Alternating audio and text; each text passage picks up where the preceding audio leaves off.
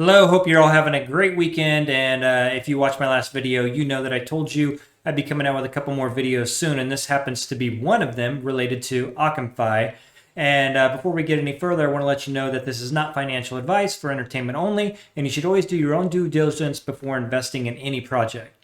So the reason I'm coming to you is because there is a new project that is launching on Occam Razer this week, and it's pretty exciting, and I want to tell you a little bit more about it. So I like to keep my crypto review videos pretty short, so I'm going to try to run through most of this fairly quickly, and I will put links in the description so that you can do your own due diligence with these projects. So without further ado, let's get to Theos. So some of you may have watched the video last week that Occam.fi put out with Elliot interviewing Alex Tai, and I watched it, and I actually, first, kudos to Elliot with a great interview, and second, I came across being more impressed with Alex than I ever expected. Not only because Alex was the founder of Virgin Galactic and brought the idea to get funded to Richard Branson, but that he truly gets it. And when I say gets it, I'm not talking about just your average NFT platform. There's a lot more to this, and I think that's one thing I want to explain to you in this video, is to give you some insight into it that you may not be getting somewhere else, to help you understand this project a little better and how much different it is from other NFT platforms. So let's start off with, what is Theos? So Theos describes themselves as the DeFi paradise for NFTs. And while that is an interesting phrase and term in it, I like to give you every aspect of it, I don't think that truly describes what Theos is. I had mentioned to a couple people before that, their marketing, as the way they put themselves forward, they really kind of hit at that activist side of things because of their efficiency of being able to mint and being decentralized. That is an interesting thing to me. I don't know that I follow the activism part of it that much. I'm looking for more, what solutions do they have for problems that exist, and we'll get into some of that here in a minute. But Theos wants to make minting NFTs easy, and when I say easy, they're looking for a drag and drop tool that will be available, I believe, the third week of September.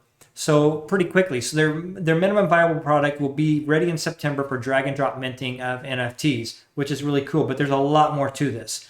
So what makes Theos so much better than other platforms? Well, part of it was, when I said Alex gets it, he gave some examples of the LA Rams and talking to their ownership about being able to have tickets. And let's say that ticket is sold to the season ticket holder for $100. And season ticket holder can't go to the game, so he turns around and resells it on StubHub or some other site for $300. Well, the ownership group, even though they're the ones that own that ticket, they don't collect any royalties for the additional sell in secondary markets, where having an NFT ticket would allow them to do that. So let's say they did sell it for $300 and there's a royalty fee of 50%. So while that person who owned or who was the season ticket holder may have gotten $200, 50% of that would actually go back, of that $200 would go back to the originating owner of the NFT, which would be that team. So it really gives sports teams an advantage of being able to make money off the secondary market, which some people may like and some people won't. But I think it's a unique opportunity. He also mentioned the ability to have sovereign identity, which, for those of you that don't understand that correctly, that's like you would be able to you'd be able to mint an NFT of your KYC AML, so it would make cross-border payments much quicker and easier because you'd pass all those, you'd have it right there. The other thing that I really like that he gave an example of, and I'm going to give you what I think is a little better example, which liquidity pools. And people probably thinking, what the hell do you need a liquidity pool for NFTs for? Well, this is the best way I can explain it that will give you the basic idea for those that aren't too technical And I know more details will come of this later, but the example I'm going to give you is you own a LeBron James Top Shot NFT. And let's say the value of that is $10,000 and you create a liquidity pool of it because you want to get some of your actual equity back out of it. You want to borrow back out of it. So you create this liquidity pool and it's worth 10,000. Let's say you own 10% of that liquidity pool and you sell off the other, we're just going to say the other 9 shares are equal at 10% for this example. So your actual share in that NFT is now 10% or $1,000 if it fills up. So now let's say a year from now you decide you want to sell that LeBron James NFT because it's worth 50 grand. Well, your 10%, if it sells for 50 grand, is actually $5,000. So you would be able to gain back even additional money after you sell it. So that's the basics of the liquidity pool, and I think it's very, very interesting. I could see a lot of people getting it, and I know with Alex's connections in Formula One and the NFL, there's no doubt in my mind that he will have some pretty big names launching NFTs on Theos in the near future. So let's talk about how you can actually get into Theos. So I'm on the Occam site, right, the Occam.fi site right now, and this will be launching on the Razer app this week. So you don't have very much time if you're interested. And what this is going to involve is you're going to have to stake Occam or OCC coins. The minimum amount of coins you're going to need is 150. If you don't understand much about the staking portion of it, I did a video. Well, I'll put a link in the description that will to the Occam video I did yesterday. And you can get more information on how to stake and what the tier levels are. Because while you can stake 150 coins, OCC coins, that will get you in at the lowest level. And the percentages aren't great at that point. If you want a guaranteed allocation, you're looking at a minimum of 4,000 OCC staked.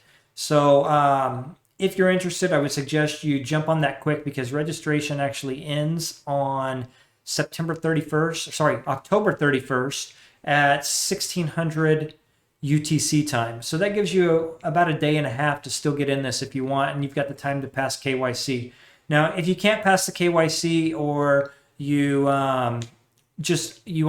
number doesn't get drawn so that you can get in the actual IDO, what you can do is still get CED awards. And if you watch my other video, you will see how to get CED awards. And this is basically what it means is if you have OCC staked, then you are actually going to get free Theos coins.